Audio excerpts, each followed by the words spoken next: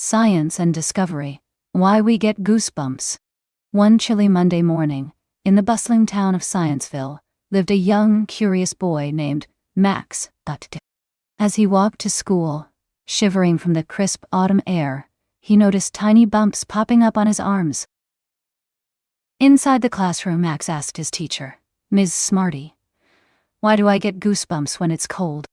The room buzzed with excitement as Miss Smarty prepared to embark on a journey of discovery.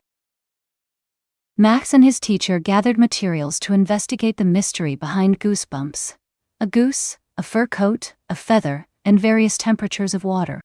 Ms. Smarty explained, "We'll observe how these items react when cold."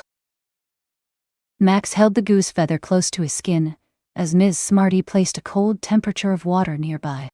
Suddenly, tiny bumps appeared on Max's arm, the very same bumps he had earlier in the day. Max and Miss Smarty carefully examined the goose feather under magnifying glasses.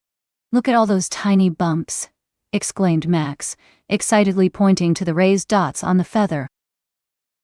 Next, they observed the skin of a live goose under a magnifying glass. "See those bumps?" said Miss Smarty. "Those are called goosebumps, and they help keep the goose warm in cold weather." Max and Ms. Smarty compared the goose feather to a fur coat, explaining that both have raised bumps to trap warm air and keep the animal warm in cold weather. Max asked, "But what about me? Why do I get goosebumps?" Ms. Smarty smiled and replied, "When you're cold, your body sends blood closer to your vital organs, making your skin contract and causing those bumps we call goosebumps." Max nodded slowly, understanding the science behind goosebumps. "That's amazing," he exclaimed, now armed with a newfound appreciation for his own body. Over the next few days, Max shared his discovery with his classmates, who all drew goosebumps on their own arms as a symbol of their new understanding of science and their bodies. Years later, Max stood triumphantly in his Scienceville laboratory, holding a diploma d'Or.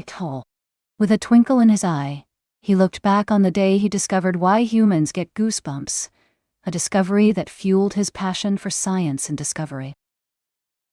Max's journey of discovery not only taught his classmates about science, but also inspired them to be curious and ask questions.